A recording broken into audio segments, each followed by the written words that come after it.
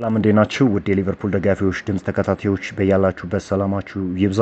ሊቨርፑልን እየተመለከቱ በርካታ ስፖርታዊ መረጃዎችን ወደ እናንተ ይዘን መጥተናል። እስከ ፕሮግራማችን መጠናቂያ ድረስ አብራችሁን ቆዩ። አንዲ ራዮላ እንግዲህ የቅድመ ውድድር ዘመን ዝግጅት ለማድረግ በዝግጅት ላይ መሆናቸው ይታወቃልና እንዲህ ሲሉ ተናግሯል። ስለ አጨዋወት ዘይቤው ሲናገር በተለይ ዋና መሪዎቻችን ልንከተል ይገባል ብዬ አስባለሁ። ብዙ ጨዋታዎች ላይ ምናልባትም ተጋጣሚዎች የተከላካይ መስመራቸውን ወደኋላ እየሰበሰቡ ወይም ሎ ብሎክ ሊሆኑ ይችላሉ። ነገር ግን ያንም እመርጣለሁ፣ ምክንያቱም ጨዋታውን መቆጣጠር እንችላለን። ተጋጣሚዎች እድል እንዲያገኙ እናድርጋ። እኛም የማንፈልገው እንደዚህ አይነት ሁኔታዎችን ነው።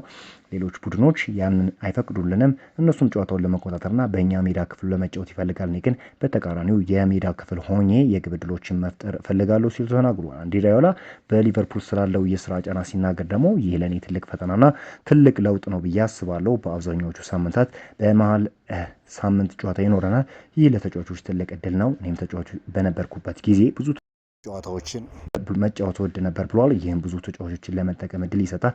ምክንያቱም በጥቂት ተጫዋቾች ብቻ እነዚህን ሁሉ ጨዋታዎች መወጣት የማይቻል ስለሆነ መላው ቡድን ያስፈልገናል። ጉዳቶች መከሰታቸው አይቀርም። ስለዚህ በቡድን ጥልቀት ወይም ስኳድ ዴፕስ ረገድ ዝግጁ መሆን አለብን ብለዋል። ታህሳስና ጥር በጣም አስቸጋሪ ወራት ናቸው። እነዚያን ጊዜያት ማለፍ እንችላለን። እነዚህን ሁኔታዎች በሙሉ ዝግጁ ሆነን መጋፈጥ አለብን ብለዋል አንዲ ራዮላ።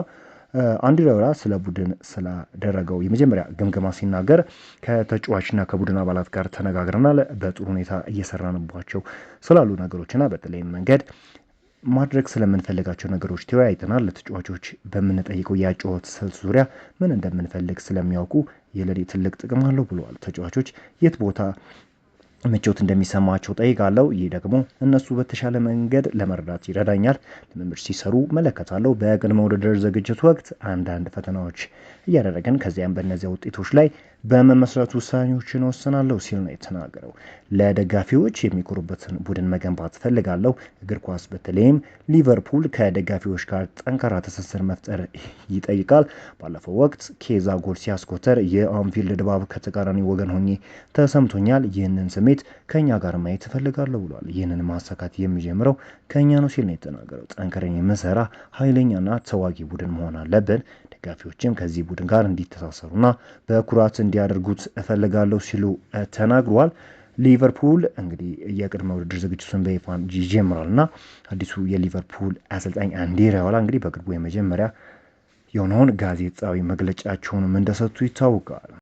አሌክሲስ ማካልስተር ስለ ጊልቤርቶ ሞራ ከሊቨርፑል ጋር እየተያዘ ስለሚወጡ መረጃዎች እንዲህ ሲል ተናግረዋል። በእውነቱ ስለዚህ ጉዳይ ምንም አላየሁም። እንደዚህ አይነት ነገሮች ሲኖሩ ለተጫዋቹም ሆነ እሱ ለሚጫወትበት ክለብ ካለኝ አክብሮት የተነሳ በምናገረው ነገር እጠነቀቃለሁ። ነገር ግን ስሙ ከሊቨርፑል ጋር እየተያዘ ከሆነ በእርግጥም ጥሩ ተጫዋች መሆኑ አይቀርም። ከሊቨርፑል ጋር እየተጠቀሰ ያለበትም ምክንያት አለ ሲል ተናግሯልና አሌክሲስ ማካልስተር እንግዲህ አርጀንቲና ብሔራዊ ቡድን እያሳየ ያለው ነገር በጣም የሚገርም ነው እና እንደ አጠቃላይ ከተመለከተን እንግዲህ አንድ ቡድን በህብረት የሚሰራ ወርክሬቱ በጣም ጥሩ የሚሆን ከሆነ ምንም ነገር ማሸነፍ እንደሚችል በሚገባ እንግዲህ የአርጀንቲና ብሔራዊ ቡድን እያስመለከተን ይገኛል። ጨዋታዎችን እያሸነፈ ቅንጅታቸው በጣም የተለየ ነበረ።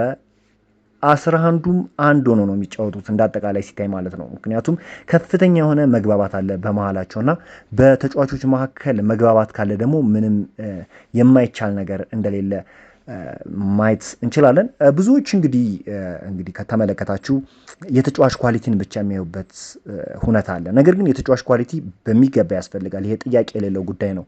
የተጫዋች ኳሊቲ ብቻ ግን ዋጋ እንደሌለ ሁላችንም እናውቃለን እና አንዳንድ ጊዜ እንግዲህ መናበብ ከሌለ በህብረት መስራት ከሌለ አንድ ክለብ አንድ እርምጃ ለመራመድ የሚቸገርበት እውነትን ተመልክተናል እና የአርጀንቲና ብሔራዊ ቡድን እንግዲህ በጣም ምሳሌ የሚሆን ነው ለሌሎች ክለቦች በአንድ ላይ ሰርቶ ውጤትን የሚያመጣ 11 ሆነው ግን እንደ አንድ የሚጫወቱ በጣም በመሃላቸው ከፍተኛ የሆነ መግባባት ያለ መረዳዳት አጠቃላይ ያለው ውህደት እጅግ አስገራሚ ነውና ይህንን ነገር እንግዲህ በሊቨርፑል ቤትም መመልከት ይፈልጋል ብዙ የሊቨርፑል ደጋፊና ውህደት በጣም ወሳኝ እንደሆነ ይህንን ነገር የሚያመጣው ደግሞ አሰልጣኝ ነው። አሰልጣኝ ካለ ቲም ስፒሪቱም ከፍ የማለት እድሉ እጅግ ይልቃልና ከዛ አንጻር እንግዲህ በቀጣዩ ውድድር ዓመት ሊቨርፑልን በሚገባ የተዋሃደ ሆኖ መመልከት የብዙዎች ህልም ነውና ሊቨርፑሎች በክረምቱ የዝውውር መስኮት እጅግ አስገራሚ የሆኑ ዝውውሮችን ይከውናሉ ተብሎ ይጠበቃል። ወደ ዝውውሩም እንግዲህ በነቂስ ይወጣሉ ተብሎ ነው የሚጠበቀው። ታዲያ አሁን እንግዲህ አንድ መረጃ ወጥቷል። ኢንተር ሚላን ዳግም እንግዲህ 25 ሚሊዮን ዩሮ ያቀረበው ጥያቄ ወዲያውኑ ውድቅ ቢደረግም ለከርቲስ ጆንስ አዲስ ጥያቄ ለማቅረብ እያሰበ ነው ተብሏል። ሊቨርፑል 40 ሚሊዮን ዩሮ ወይም ከዛ በላይ የገመተው ዋጋ ካልቀረበ ጆንስ በቡድኑ ለማቀየት ዝግጁ ነው ተብሏል። አዲሱ ይፋ ድርድር እንደሚጀምሩ ይጠበቃል ተብሏል እና ከርቲስ ጆንስ በኢንተር ሚላን የሚፈለገው ተጫዋች እንደሆነ በተደጋጋሚ ለመናገር ሞክሬ ነበር። ምናልባት ከርቲስ ጆንስ እንግዲህ ሊቨርፑልን ከለቀቀ ወደ ኢንተር ሚላን የሚያመራበት እድል በጣም የላቀ ነው ብዬ በተደጋጋሚ ስናገር ነበር። ታዲያ አሁን የሚወጡ መረጃዎችም እንደሚጠቁሙት ከሆነ ተጫዋቹ ወደ ሊቨርፑል የመሄድ እድሉ ሰፊ እንደሆነና ሊቨርፑልን ከለቀቀም ወደ ኢንተር ሚላን ለመሄድ ዝግጁ እንደሆነ እየተገለጸ የሚገኘው። አሁን ታዲያ ከርቲስ ጆንስ የሚለቅ ሆነ ሊቨርፑሎች በርካታ አማራጮችን እየተመለከቱ ይገኛሉ። የጂልቤርቶ ሞራ ሁኔታ የታወቀ ነገር ነው እንግዲህ በሊቨርፑል የዝውውር ራዳር ውስጥ እንደገባና በቅርቡም እንግዲህ ሊቨርፑሎች የዝውውር ጥያቄ እንደሚያቀርቡ የታወቀ ጉዳይ ሲሆን ከዛ ባሻገር ግን ሊቨርፑሎች እንግዲህ በመሀል ክፍላቸው ወይም የመሀል ክፍላቸውን በሚገባ ለማጠናከር የሚመለከቱት ሌላኛው የመሀል ክፍል ተጫዋች የሆነው ደግሞ አዳም ዋርተን እንደሆነ ነው እየተገለጸ የሚገኘው።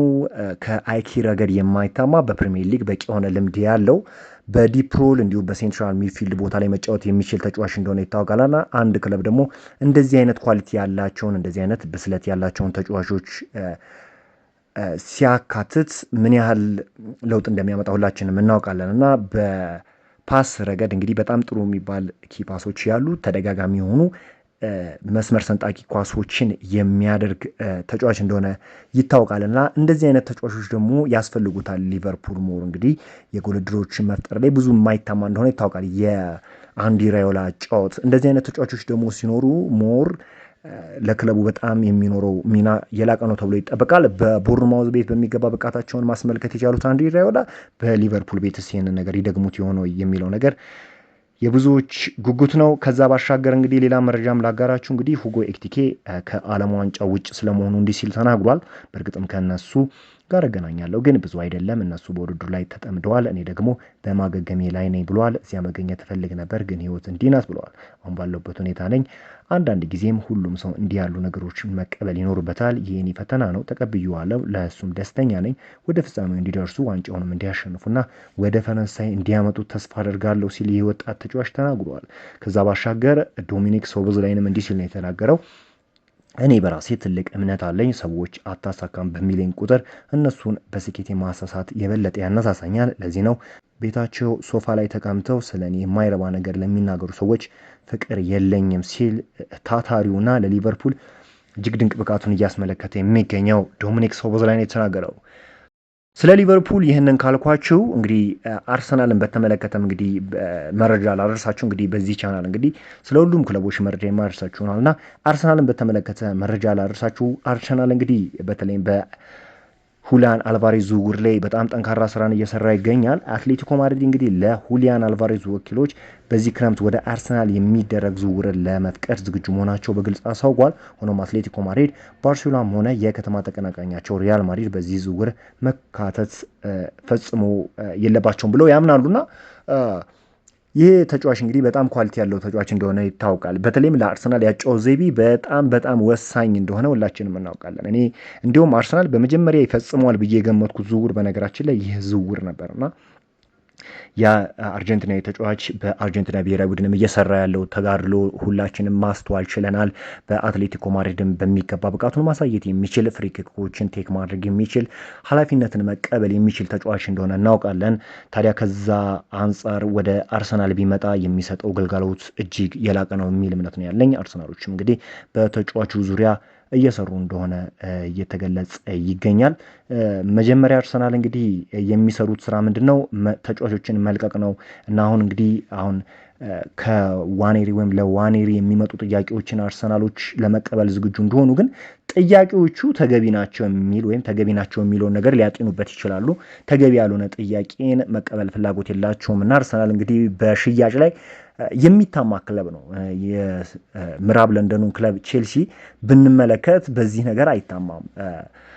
በተጫዋች ዝውውር በተለይ እንግዲህ እጅግ አስገራሚ የሆኑ ዝውውሮችን እጅግ አስገራሚ ሽያጮችን ማድረግ ይችላል እና አርሰናልም ተገቢ የዝውውር ጥያቄ ከመጣ ብቻ ይህን ተጫዋች አሳልፎ የመሸጥ ፍላጎት እንዳለው እንጂ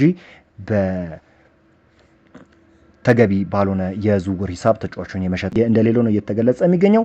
ከዛ ባሻገር እንግዲህ የሊያንድሮ ትሮሳርድ ሁኔታ እንመልከት። እንግዲህ ሊያንድሮ ትሮሳርድ እንግዲህ ከቤሺክታሽ ጋር በግል ስምምነት ዙሪያ ከስምምነት ለመድረስ በጣም ተቃርቧል ተብሏል። አርሰናል ከዝውውሩ 18 ሚሊዮን ዩሮ እና ተጨማሪ 2 ሚሊዮን ዩሮ ለመቀበል ተስማምቷል። ተጫዋቹ በቤሺክታሽ ቤት እስከ 2029 ድረስ የሚያቆየውን የ3 ዓመት ኮንትራት እንደሚፈራረምም የሚጠበቅ ሲሆን ለተጨማሪ 1 ዓመት የማራዘም አማራጭም አለው ተብሏል።